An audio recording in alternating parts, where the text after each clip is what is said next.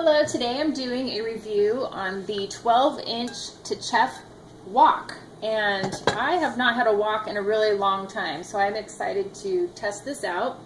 It is non-stick, so it is entirely non-stick on the inside, and it's non-stick on the outside for the exception of the bottom, which is a textured stainless steel. And it does come with the glass lid, which is great for steaming things, keeping out splatter, and I love that it's clear so I can see what's going on. So because I absolutely adore doing one-pot dishes, I am going to make something to celebrate the Olympics because that is the spirit I am in, and they do start today. I'm going to make a black-eyed pea dish, and black-eyed peas are traditionally considered lucky. And I want to wish all the athletes a lot of luck today, so especially Team USA, go fight win. Anyways, it's a nice dish because I can do it all in this, and typically I might just do a stir fry, but these woks are really great for sauteing things with liquid in it. And I love that the edges are curved, so I can keep an eye on it, keep adding more liquid, and I don't have to worry as much about overflow. So I'm going to get started with putting a little bit of olive oil in here, and I'm just going to grease it up. I have washed it, everything's clean. I used warm soapy water, and then I'm just going to take my little paper towel and lightly oil everything, and then I'm just going to get it warmed up on a low heat because I don't want to overheat olive oil and I don't want to overheat a nonstick pan. Okay, so I've added in my onions into my wok. There's actually a little bit of garlic in here as well. And I'm just going to cook these down until they get translucent. So a few more minutes, but there's a little bit of oil in here. It does have the non-stick finish in this Techef wok, so I am not going to worry about them burning or anything. So I'll just cover that up, and then when I come back, I'm going to be adding in vegetable broth. I'm going to be adding in black-eyed peas that I have soaked for about 6 hours. And then we'll be adding in some spices, and then we'll see what happens. Okay, so far so good. My onions have started to turn a little translucent. And these are going to be cooking for a long time, simmering with the black-eyed peas, so they don't need to be completely translucent at this point. So what I'm going to do now is add in the black-eyed peas that have been soaked. They're actually a little bit soft now if I squish them. And there's some water in there, but that's fine because they've already been soaked and rinsed several times, so that water's not going to hurt anything. Put that in there, and then I have vegetable broth, and I actually just use vegetable cubes. You can use the boxed vegetable broth, or if you're super ambitious, you can make your own. But this is just what I happen to have on hand, and it works just fine. So I'm going to kind of incorporate that vegetable broth around with my onions, and then these will continue to soak up water.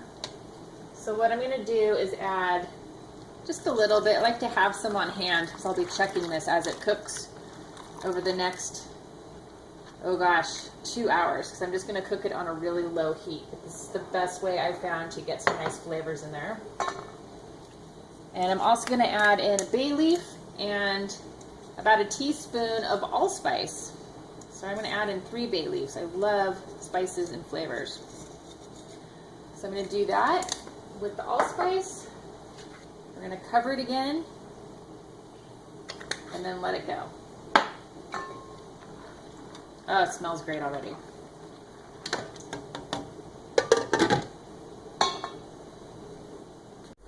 Okay, so I'm checking on my black-eyed peas right now that have been simmering for about 40 minutes, and they look good. I'm just going to let them keep going. If there's too much moisture in the end, I'll just end up leaving the top off, but for now I am going to let it keep simmering, and I think I'll check back in another 20-30 minutes, and then I'm going to add rainbow chard in there.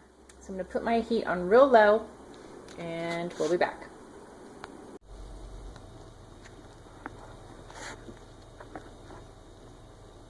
Okay, so my black-eyed peas look great. They have absorbed a lot of the water.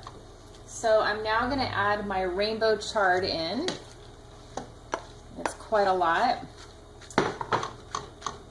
but there's still enough liquid in there to let it steam. So I'm just going to put the top back on, and I'm going to let it cook down for about another 15 minutes. Okay, so here comes the fun part. I've had this on real low, so the rainbow chard is just starting to wilt and work itself into the black-eyed peas. And there's the bay leaf still. I will remember to pull those out later. I did put in 3, so I just have to pull out 3 before I start serving this later. But now I'm going to add some black pepper, lots of it.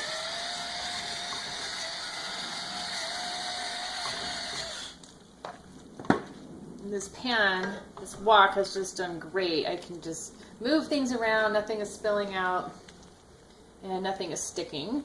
I'm also going to add about 1/4 cup of hot sauce. You can use whatever hot sauce that you like. I'm using Tapatio. And if I need more later, I can always add it in, but I'm always with the school of start seasoning and adding layers, taste along the way, and then you can always keep changing it up a bit. But if you over season in the beginning, it is really hard to take things like salt out. So it's better to go lighter and then build your way up. So this is looking really yummy. And let's see, we're going to have dinner in about 30 minutes. So I'm just going to keep letting this saute. And again, I'll just keep checking on it and seeing if I'm happy with the flavor. But it smells good, it looks good, and I'm really happy with this. So just show it to you without burning my hands. There you go. That is the lucky black-eyed pea dish, and I'll be serving this tonight with my Olympic food. So this is the good luck food for everybody to have a great and happy Olympic season. Thanks so much.